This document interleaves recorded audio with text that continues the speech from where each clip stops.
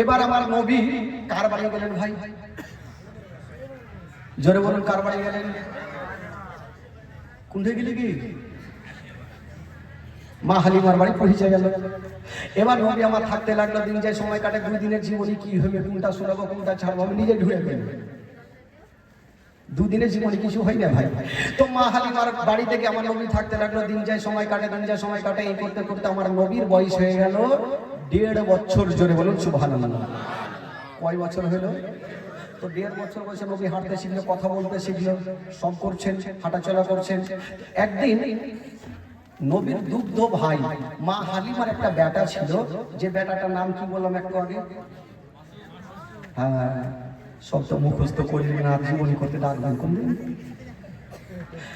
ওই মাসুদের পাশে আমার নবী রাত্রিবেলাতে শুয়ে আছেন আর জিজ্ঞেস করছেন, ভাই তুমি প্রত্যেকদিন রাত্রেবেলা আমার কাছে থাকো, আর সকাল হলে তোমাকে দেখা যায় না, কোথায় যাও? তো মাসুদ বলছে, ভাই আমরা তো গরিব মানুষ, আমরা সারাদিন কি বলে বকরি নিয়ে ময়দানে যাই, আবার রাত্রে এসে তোমার পাশে ঘুমাই। আমার নবী বলছেন, ভাই আমাকে নিয়ে যাবে না, আমিও আপনি জঙ্গলে যাব? দেখেন আমার নবী জঙ্গলে যাবে। তো মাসুদ বলছেন, না আমার মা তোমাকে ভুল করেও পাঠাইবে না। বলছে, ভাই একবার যাও না, আমার মাকে একটু রাজি করো। আচ্ছা তুমি একে না গিয়ে পাড়ার কয়েকটা আরো ছেলেকে নিয়ে যাও। তো মাসুদ আর পাড়ার কয়েকটা ছেলে হালিমার সামনে হাজির হইল। মাসুদ বলছেন, মা গো আমার ভাই বড় হয়েছে মা, আমরা জঙ্গলে নিয়ে যাব মা, তোমার কাছে পারমিশন নিতে আসলাম। মা হালিমা বলছে, তোদের মাথা খারাপ, ওটা আমার সন্তান নয়, ওইটা হলো কার সন্তান? জোরে বলুন, কার সন্তান? আমিনার সন্তান। যদি ওই সন্তানকে কিছু হয় আমি মুখ দেখাতে পারবো না, না বেটা আমি পাঠাবো না। মা হালিমা পাঠাবে না, আর বাচ্চা বাচ্চা ছেলেরা জিদখানা ছাড়ে না। কবি লিখেছেন, তোর মোস্তাফাকে দে না মা গো সঙ্গে নিয়ে যাই। জোরে বলুন, আরো জোরে। তোর মোস্তাফাকে দে না মা গো সঙ্গে নিয়ে যাই, মোদের সাথে মিশে চরণে ময়দানে ভয় নাই। তোর মোস্তাফাকে দে না মা গো সঙ্গে নিয়ে যাই। মা আমরা নিয়ে যাব, কোনো ভয় নাই। মা হালিমা মনে মনে বলছে, থাম রে বেটা, তোরা নিয়ে যাবি? মা হালিমা মনে মনে ভাবছেন, এদেরকে এমন 1-2টা প্রশ্ন করব না উত্তর দিতে পারবে না, বেটাকে নিয়ে যাবে। বলছে, হারে বেটা তোরা তো নিয়ে যাবে ময়দানে, সেটা বুঝলাম, হারে বেটা রোদ্র লাগবে, তাপ লাগবে, তখন তোরা কোথায় রাখবি? না বেটা পাঠাবো না। তো মাসুদ আর বাচ্চা ছেলেরা বলছেন, মা গো রোদ্র লাগবে না, তাপ লাগবে না, সেটার জঙ্গলে ব্যবস্থা করে রেখেছি। জোরে বলুন সুবহানাল্লাহ। ওইটা আবার কি করলি রে বেটা? তখন মাসুদ বলছেন, মা গো কি ব্যবস্থা করে রেখেছি জানেন? বাবলা গাছের ছায়ায় নিয়ে বসবো সবাই ঘিরে, আরে খোড়মা পাতার তাজবা নাইয়া মা পড়িয়ে বসিরে। বাবলা গাছের ছায়াতে বসবো, খুরমা পাতার তাজ বানাবো, ভাইয়ের মাথায় পড়াবো, রোদ্র লাগবে না। কবি লিখেছেন, বাবলা গাছের ছায়ায় নিয়ে বসবো সবাই ঘিরে, আরে খোড়মা পাতার তাজ বানাইয়া মা পড়িয়ে বসিরে, আরে হাজির রবো হামেশা তার খেদে মতে সবার, তোর মোস্তাফাকে দে না মা গো সঙ্গে নিয়ে যায়। মা হালিমা বলছে, বেটা তো উত্তর দিয়ে দিল, এবার এমন একটা প্রশ্ন করব জিন্দেগিতে দিতে পারবে না। বলছে, হারে বেটা বাবলা গাছের ছায়াতে রাখলে রোদ্র লাগবে না, সেটা বুঝে নিলাম। পেট তো আছে, যদি ক্ষুধা পায় তখন কি খাওয়াবি জঙ্গলে? মা হালিমা ভালো করে জানে জঙ্গলে খাবার পাবে না, আর বেটাকে নিয়েও যাবে না। বলছে, তোরা কি খাওয়াবি? তখন মাসুদ বলছেন, মা গো ক্ষুধা লাগবে না, পিপাসিত লাগবে না, ওইটা ওই জঙ্গলে ব্যবস্থা করে রেখেছি। জোরে বলুন সুবহানাল্লাহ। ওইটা আবার কি ব্যবস্থা করলি? তখন মাসুদ বলছেন, কি ব্যবস্থা করেছি রেখেছি জানেন? খেতে দেব খেজুর মেথে, ক্ষুধা যদি পাই, আরে তোমার দুধ পাতার ঠোঙায় দেব পিপাসা, খেতে দেব খেজুর মেথে ক্ষুধা যদি পাই, আরে তোমার দুধ পাতার ঠোঙায় দেব পিপাসায়, আর হাজির রব হামেশা তার খেদমতে সবার, তোর মোস্তফাকে দে না মাগো সঙ্গে নিয়ে যা। মা হালিমা বলছেন বেটা তোরা যখন এত ব্যবস্থা করে রেখে নিয়ে যা, এবার আমার নবীকে জঙ্গলে নিয়ে যাচ্ছেন। ঘটনা কি ঘটছে জঙ্গলে শুনেন। মাসুদ আমার নবীকে জঙ্গলে নিয়ে পৌঁছে গেছেন বাবা। যেমনই জঙ্গলে যাওয়া, আমার নবী একটা গাছের তলাতে দাঁড়িয়েছিলেন, আর বাচ্চা বাচ্চা ছেলেরা বাবা গো অন্যদিকে বকরি চড়াইতেছিল। হঠাৎ করে বন্ধুরা জঙ্গল থেকে কিছু বড় বড় বাঘগুলো বেরিয়ে আসিল, আমার নবীকে চতুর্দিকে ঘেরাও করে নিল। মাসুদ দূর থেকে দেখছে, জানি না আমার ভাইকে বাঘে ঘেরাও করে নিয়েছে, হয়তো জিন্দা রাখবে না। মাসুদ বকরিকে ছেড়ে দিয়া বাবা গো বাড়ি পালিয়ে গেল। মার মুখে লেগে গেছে, মা গো সব শেষ হয়ে গেল মা, বরবাদ হয়ে গেল মা। কি হলো রে বেটা?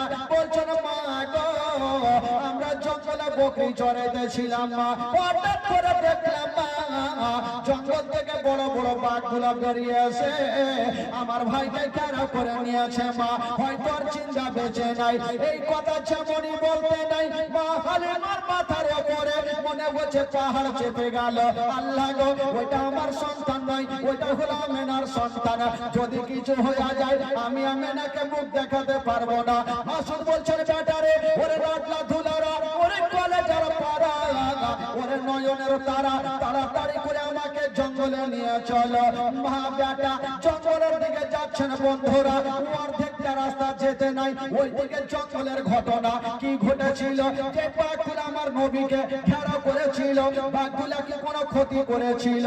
না রে বাবা না। কি করেছিল?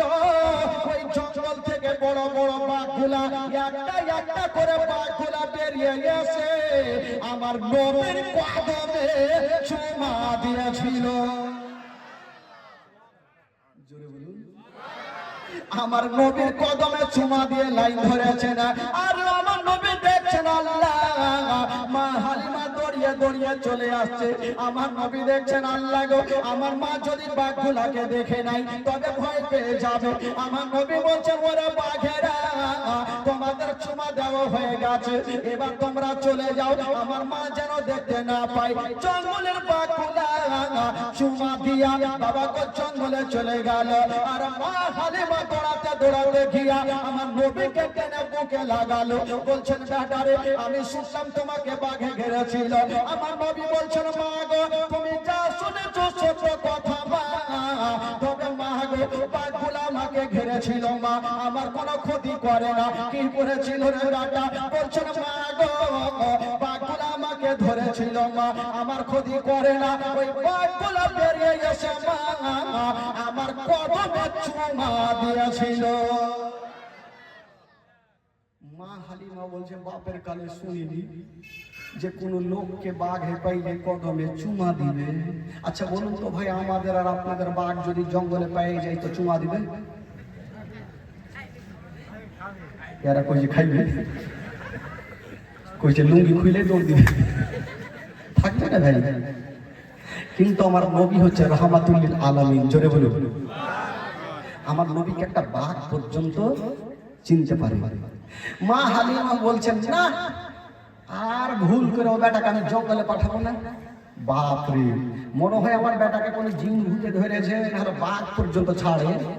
তো নবীর আস্তে আস্তে বয়স হয়ে গেল 2 বছর। জোরে বলুন সুবহানাল্লাহ। আমার নবী কয় বছর বয়সে জঙ্গলে গিয়েছিলেন? আজকে কয় বছর হইল?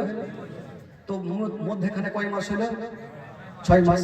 তো বাঘগুলো আলোচনা করছে, হারে নবী অনেক দিন থেকে জঙ্গলে আসেনি আর দেখাও হয়নি, নবী কি আসবে না? তো বাঘের মধ্যে একটা মিটিং বসেছে, মানুষের মধ্যে যেমন মিটিং হয়, তো বাঘের মধ্যে মিটিং হয়েছে। বলে নবীকে দেখতে কি পাবো না? কি করে পাবো? একটা ডিসিশনের কাজ করো, হারমারিয়া একটা দল যাব, হালিমার বাড়ি ঢুকবো, নবীকে দেখবো আর জিয়ারত করে চলে আসবো। ডিসিশন হয়ে গেল। এই বাবা যাচ্ছে, তো বাঘের সর্দার বলছে, এই তোরা কোনটা যাবি? বলে যাবো নবীকে দেখতে। বলে তোরা যাবি, যাই একটা বাইচে আসবি না, কার নাক ট্যাপসা বোচা হইবে, কার দাঁত ভাঙবে, কার মুখ টেঁড়া হইবে। বলে কেন? বলে তোদের মনের ধারণা তোরা নবীকে দেখবি, কিন্তু পাড়ার লোকজনের লাঠি লাগনা কোনটা পড়বে রে? ওরা কি আর পড়ে বুঝবে? মারবে কোমরে ভাই, মেসেজ করবি। তো কি করবো? বলে শোন, নবীকে দেখার একটা উপায় আছে। বলে কি উপায়? বলে কালকে যখন মা হালিমার বেটা বেটি বকরি নিয়ে ময়দানে আসবে, তখন তোরা বড় বড় বকরি গুলোকে ধরে ফেলবি, আর ওই বকরি ছোটাতে সাধারণ লোক আসবে না। যদি আসে তবে শেষ জামানার নবী আসবে, আর নবী যখন আসবে তোরা অন্তর ভরে নবীর জিয়ারত করে নিবি। জোরে বলে। তো সর্দার তো আর এমনি বানা হয়নি, দেখে শুনে তো সর্দার হয়। একটা সর্দার একটা লোককে বলছে, এদিকে আসো। ওই লোকটা জীবনে নামাজ পড়ে না, তো ওই লোকটাকে ডেকে বলছে, তুমি আজ থেকে গন্তি করে 20 দিন নামাজ পড়ো, আমি তোমাকে 5000 টাকা দিব। তো সর্দার সাহেবের ইচ্ছা জাগলো যে এই লোকটাকে টাকার লালচ যদি দিই, লালচ বলে না কি বলে, লোভ। হ্যাঁ, টাকার লোভ যদি দিই, টাকার লোভ কারবার নেই, সবারই আছে। টাকার লোভ যদি দিই তাহলে 20 দিন লোকটা নামাজ পড়বে, আর একটা লোক যদি 20 দিন নামাজ পড়ে অভ্যাসটা লেগে যাবে। টাকা দেওয়ার জন্য বলিনি, এমনি বলেছে। আর ওই লোকটা ভাবলো 20 দিন পড়ে 5000 পাবো, তো পড়বো না কেন? 20 দিন পড়ে চলে এসেছে। এই সর্দার সাহেব টাকা দেন 5000। সর্দার সাহেব মাথা চুলকেছে, কিসের টাকা ভাই?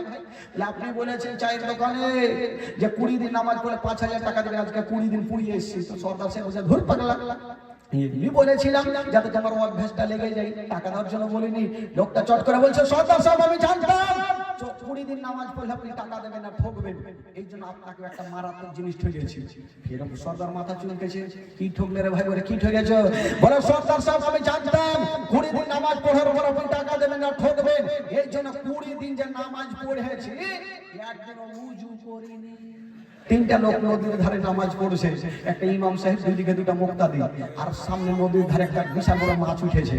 তো ডান দিকের যে লোকটা আছে, ওই লোকটা নামাজ ছেড়ে দিয়ে বলছে, বাপরে কত বড় মাছ, ওর নামাজ হবে? বাম দিকে যে লোকটা আছে উচ্চট করে বলছে, এই কথা কেন বললি, তোর নামাজ হবে না? বড় গেল। ইমাম সাহেব চট করে কথা বলছে, আমি কথা কহিনি। বড় গেল। তো ভাই নামাজের মধ্যে কথা বললে নামাজ হবে না, ওযু না করলে নামাজ হবে না। ভেরাদার বন্ধুগণ বাবা গো, এবারে কি বলে সর্দার, বাঘের সর্দার বলছে, শোন, নবীকে দেখার একটা উপায় আছে। কালকে যখন মা হালিমার বেটা মাসুদ বকরি নিয়ে আসবে, তো তোরা সমস্ত বকরিকে ধরবি, আর ওই বকরি ছুটাতে সাধারণ লোক আসবে না। যদি আসে তবে নবী আসবে, আর নবী আসলে তোরা অন্তর ভরে নবীর জিয়ারত করবি। তো বাঘগুলা বলছে ঠিক আছে। বাবা গো, বাঘগুলা চতুর্দিকে লুকিয়ে ছিল। তারপরে দিন মাসুদ মা হালিমার বেটা বকরি নিয়ে যেন ময়দানে পৌঁছে গেছে। যেমন জঙ্গলে যাওয়া, বাঘের সর্দার বলতে লাগলো, ওরে বাঘেরা, ওই যে দেখ বকরি চলে এসেছে, তোরা বড় বড় বকরি গুলাকে ধরে নে। বাবা গো, ওই জঙ্গলের বাঘ গুলা ছুটে গেল, আর যত বড় বড় বকরি গুলা ছিল সমস্ত বকরি গুলাকে ধরে নিয়ে বাঘ যেন জঙ্গলে চলে গেল। যেমন বকরিকে ধরেছে মা, মাসুদ কাঁদতে কাঁদতে মার কাছে পৌঁছে গেল।